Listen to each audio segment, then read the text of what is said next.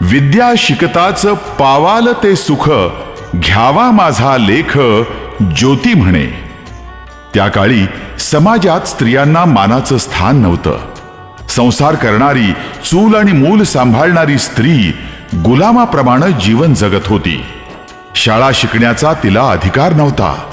स्वतंत्र विचार करण्याची तिला मुभा नव्हती. पतीचा मृत्यू झाला तर दुसरं लग्न करण्याची परवानगी नव्हती.